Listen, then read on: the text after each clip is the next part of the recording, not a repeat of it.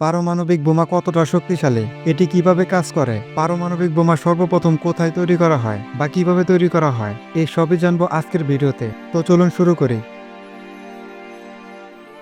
পৃথিবীর বুকে মানব সভ্যতা ধ্বংসের অন্যতম শক্তিশালী অস্ত্র হচ্ছে পারমাণবিক বোমা ও হাইড্রোজেন বোমা। পারমাণবিক বোমার শক্তি বিশ্ববিদিত, কিন্তু তার চেয়েও শক্তিশালী হাইড্রোজেন বোমা মানবজাতির জন্য হুমকি স্বরূপ। এই ইউরেনিয়াম বিধ্বংসী হাতিয়ারগুলোর একটি পুরো শহরকে ধ্বংস করতে পারে, হত্যা করতে পারে লাখ লাখ মানুষকে, প্রাকৃতিক পরিবেশকে মারাত্মক ক্ষতিগ্রস্ত করার পাশাপাশি এর দীর্ঘমেয়াদী ভয়ঙ্কর আগ্রাসন পরবর্তী প্রজন্মগুলোতে ভয়ঙ্কর প্রভাব ফেলতে পারে। পারমাণবিক বোমার তেজস্ক্রিয়তা এক নীরব ও অদৃশ্য ঘাতক। 1914 সালে প্রকাশিত উপন্যাস দ্য ওয়ার্ল্ড সেট ফ্রিতে প্রখ্যাত লেখক H.G.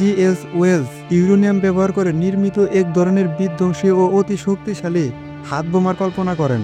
বিধ্বংসী এই বোমা একবার নিক্ষেপিত হলে তার প্রভাব থাকবে অনির্দিষ্টকাল পর্যন্ত। H.G. ওয়েলস তার উপন্যাসের মাধ্যমে ইউরেনিয়াম নির্মিত বোমার সাথে পরিচয় করিয়ে দেন। তবে সেই কালে এই বিধ্বংসী বোমার অস্তিত্ব শুধুমাত্র উপন্যাসের কল্পনার পাতায় আবদ্ধ ছিল। H.G. ওয়েলসের উপন্যাস প্রকাশের 2 দশকের কিছু সময় পর 1938 সালে জার্মানির বার্লিনের এক গবেষণাগারে পারমাণবিক বোমা তৈরির সম্ভাবনা সৃষ্টি হয়। এই পরীক্ষাগারে বিজ্ঞানী অটো হান, লিস মিটনার, ফ্রিজ স্ট্রাসমান কর্তৃক নিউক্লিয়ার ফিউশন প্রক্রিয়া আবিষ্কার করা সম্ভব হয়। এর ফলে কোয়ান্টাম পদার্থবিদ্যার তত্ত্ব বাস্তবে রূপ নেয়। পারমাণবিক বোমা কিভাবে কাজ করে? ইউরেনিয়ামের নিউক্লিয়াসকে একটি মুক্ত নিউট্রন দ্বারা আঘাত করলে এর পরমাণু 2টি পৃথক অংশে বিভক্ত হয়ে যায়, যার ফলে ইউরেনিয়াম পরমাণু হতে সম্পূর্ণ নতুন 2টি পদার্থের পরমাণু সৃষ্টি হয়। এই নতুন পদার্থের একটি বেরিয়াম ও অপরটি ক্রিপ্টন। ইউরেনিয়াম পরমাণু খণ্ডিত হওয়ার এই প্রক্রিয়াকে নিউক্লিয়ার ফিউশন বলে। নতুন 2টি পরমাণু সৃষ্টির সাথে সাথে 3টি নতুন নিউট্রন কণা ও বিপুল পরিমাণ শক্তি নির্গত হয়। সৃষ্ট নতুন 3টি নিউট্রন আবার অন্য 3টি অক্ষত ইউরেনিয়াম পরমাণুকে পুনরায় আঘাত করে। এতে একই ঘটনা পুনরাবৃত্তি ঘটে। এই প্রক্রিয়াটি ধারাবাহিকভাবে চলতে থাকে, যাকে বলা হয় চেইন রিঅ্যাকশন। এই প্রক্রিয়া খুব কম সময়ে সম্পূর্ণ হয় এবং মুহূর্তেই খুব ছোট স্থান থেকে বড় স্থানে তাপ শক্তি, যান্ত্রিক শক্তি ও বিদ্যুৎ শক্তি রূপে ছড়িয়ে পড়ে। নতুন ধরনের পারমাণবিক এই বিক্রিয়ায় রাসায়নিক বিক্রিয়ার চেয়ে প্রায় 5 কোটি গুণ বেশি শক্তি উৎপাদন সম্ভব হয়। এই বিপুল শক্তি কিভাবে সৃষ্টি হয়? পরমাণু বিভাজিত হওয়ার পর ইউরেনিয়াম পরমাণুর অস্তিত্ব লোপ পায় এবং সাথে সাথে কিছু ভরের ক্ষয় হয়, অর্থাৎ নতুন 2টি পদার্থের ভর ইউরেনিয়াম পরমাণুর মোট ভরের থেকে কম হয়। এই হারানো ভর শক্তিতে রূপান্তরিত হয়। এই পারমাণবিক বোমা কখন, কোথায়, কিভাবে আবিষ্কৃত হয়? দ্বিতীয় বিশ্বযুদ্ধ শুরু হওয়ার পর থেকে আমেরিকান বিজ্ঞানী হাইজেনবার্গ এবং জার্মানি বিজ্ঞানী রবার্ট ওপেনহাইমারের মধ্যে চলছিল এক অদৃশ্য স্নায়ুযুদ্ধ। এই সময় জার্মানি ও আমেরিকা একে অপরের সাথে পাল্লা দিয়ে খুঁজতে শুরু করে পারমাণবিক বোমা তৈরির কৌশল। 1943 সালে আমেরিকার শীর্ষ বিজ্ঞানীদের নিয়ে ওপেনহাইমার ম্যানহাটন প্রকল্পের আওতায় পারমাণবিক বোমা তৈরির নির্লস পরিশ্রম করে যাচ্ছিলেন।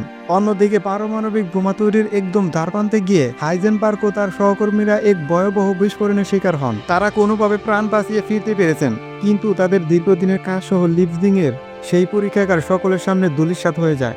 এই বিস্ফোরণকে পরে চারদিকে গুঞ্জন ওঠে, জার্মানি পারমাণবিক বোমা তৈরির একদম দ্বারপ্রান্তে পৌঁছে গেছে। জার্মান পরীক্ষাগারের দুর্ঘটনাকে আমেরিকানরা জার্মানদের সফলতার প্রতীক হিসেবে ধরে নেয়। এই ভুল ধারণার দরুন আমেরিকানরা উল্টা লাভবান হয়েছিল।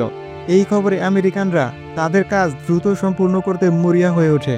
অন্যদিকে লিপজিং এর পরীক্ষাগার পুরোপুরি ধ্বংসের পর হাইজেনবার্গ তীব্র মানসিক চাপে ছিলেন। নাৎসিরা তাকে সাফ জানিয়ে দেয় 1945 সাল নাগাদ কিছু ভুল সিদ্ধান্তের কারণে জার্মানির দুর্দশা চরমে পৌঁছে। 1945 সালের 3 মে হাইজেনবার্গ সহ জার্মানির শীর্ষ বিজ্ঞানীগণ মিত্র বাহিনীর হাতে আটক হন। সেকালে পৃথিবীর শীর্ষ বিজ্ঞানীদের মধ্যে অন্যতম হওয়ার কারণে হাইজেনবার্গকে কড়া নিরাপত্তার মধ্যে ইংল্যান্ডে পাঠিয়ে দেয়। সকল ধরনের সরকারি সহায়তা লাভ করায় ওপেনহাইমার সাফল্যের দ্বারপ্রান্তে পৌঁছে যান। পারমাণবিক বোমা আবিষ্কারের অসামান্য অবদানের স্বীকৃতি স্বরূপ তিনি সর্বমহলে পরিচিত পারমাণবিক বোমার জনক হিসাবে। তিনি ও তার গবেষক দল 1945 সালের জুলাই মাসের মধ্যে 3টি পারমাণবিক বোমা তৈরি করতে সক্ষম হন। এই পারমাণবিক বোমা 3টি ছিল প্লুটোনিয়াম সমৃদ্ধ বোমা ফ্যাটম্যান ও গ্যাজেট, অন্যটি ইউরেনিয়াম সমৃদ্ধ বোমা লিটল বয়। আমেরিকার সদ্য আবিষ্কৃত 3টি বোমা তখন পরীক্ষামূলক বিস্ফোরণের অপেক্ষায় ছিল। হোয়াইট হাউসের গুরুত্বপূর্ণ বৈঠকে আমেরিকার প্রেসিডেন্ট ট্রুমান বিজ্ঞানীদের তৈরি পারমাণবিক বোমার পরীক্ষামূলক বিস্ফোরণের অনুমতি দেন। হোয়াইট হাউসের বৈঠকে এই মিশনের নাম দেওয়া হয় ট্রিনিটি টেস্ট। প্রেসিডেন্টের অনুমতি প্রাপ্তির পর গ্যাজেট নামক প্লুটোনিয়াম সমৃদ্ধ পারমাণবিক বোমাটি যুক্তরাষ্ট্রের নিউ মেক্সিকোর আলামো গোর্ডো পরীক্ষা কেন্দ্রে নিয়ে যাওয়া হয়। সেখানে বেশ কয়েকবার বোমা পরীক্ষা করে বিজ্ঞানীগণ সবুজ সংকেত প্রেরণ করেন। বিজ্ঞানীদের সবুজ সংকেত লাভের পর নিরাপদ দূরত্ব থেকে পৃথিবীর প্রথম প্রথম পারমাণবিক বোমা বিস্ফোরণ করা হয়। বিস্ফোরণের পর কয়েক সেকেন্ডের মধ্যে প্রায় 40,000 ফুট উঁচু এক অতিকায় মাশরুম আকৃতির ধোঁয়ায় নিউ মেক্সিকোর আকাশ ঢেকে যায়। নিজের আবিষ্কারের সফলতা দেখে বেশ আনন্দিত ছিল ওপেনহাইমার। ট্রিনিটি টেস্টের বোমাটি এতটা শক্তিশালী ছিল যে এর বিস্ফোরণ স্থলের তাপমাত্রা সূর্যপৃষ্ঠের তাপমাত্রাকে ছাড়িয়ে যায়। এমনকি এই তাপমাত্রা সূর্যপৃষ্ঠের তাপমাত্রার চেয়ে প্রায় 10,000 গুণ বেশি ছিল। বোমাটি বিস্ফোরণের স্থানে এক দীর্ঘ খাতের সৃষ্টি হয়। খাতটি ছিল প্রায় 300 মিটার দীর্ঘ। নিউ মেক্সিকোতে সেই অন্ধকার খাতের দিকে তাকিয়ে ব্রিগেডিয়ার জেনারেল ফ্যারেন বুঝতে পেরেছিলেন পৃথিবীর বুকে পারমাণবিক বোমা বিস্ফোরণের সাথে সাথে এক নতুন অভিশাপ অবতীর্ণ হয়েছে। ম্যানহাটন প্রজেক্ট ও ট্রিনিটি টেস্টের হাত ধরে শুরু হয় এক ধ্বংসাত্মক যুগ, যার নাম পারমাণবিক যুগ। ট্রিনিটি টেস্টের 3 সপ্তাহ পরে পার্ল হারবার হামলার প্রতিশোধ হিসাবে 6 আগস্ট জার্মানের হিরোশিমা ও 9 আগস্ট নাগাসাকি শহরে অবশিষ্ট 2টি বোমা লিটল বয় ও ফ্যাটম্যান নিক্ষেপ করা হয়। চালানো হয় মানব ইতিহাসের প্রথম পারমাণবিক আক্রমণ। বিস্ফোরণের ঘণ্টাখানেকের মধ্যে ক্ষতিকর তেজস্ক্রিয় বিষাক্ত পদার্থ কালো বৃষ্টি রূপে বিস্তীর্ণ এলাকায় ঝরে পড়ে। আমেরিকার অমানবিক এই হত্যাকাণ্ডে 20,000 সৈনিক সহ 4 লক্ষাধিক সাধারণ মানুষ মৃত্যুবরণ করে। পরবর্তীতে পারমাণবিক বিকিরণের শিকার হয়ে মারা যান আরও অগণিত মানুষ। পারমাণবিক বোমা নিক্ষেপের পর 15 আগস্ট ধ্বংসপ্রাপ্ত জার্মান মিত্রশক্তির কাছে নিঃশর্ত আত্মসমর্পণ করে। আমেরিকানরা সর্বপ্রথম ইতিহাসের সবচেয়ে শক্তিশালী পারমাণবিক মরণাস্ত্র আবিষ্কার, পরীক্ষা ও ব্যবহার করে পৃথিবীতে যুদ্ধের ও মানবিক বিপর্যয়ের এক নতুন ইতিহাস নির্মাণ করে। প্রেসিডেন্ট ট্রুম্যান এই মর্মান্তিক ঘটনার জন্য কখনো বিবেকের দংশন অনুভব করেননি।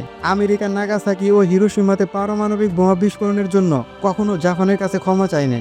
উপরন্তু আমেরিকার সমর্থনকারীদের ভাষ্য ছিল এমন, যুদ্ধ স্বল্প সময়ে শেষ করার জন্য পারমাণবিক বোমা নিক্ষেপ ছিল একমাত্র উপায়।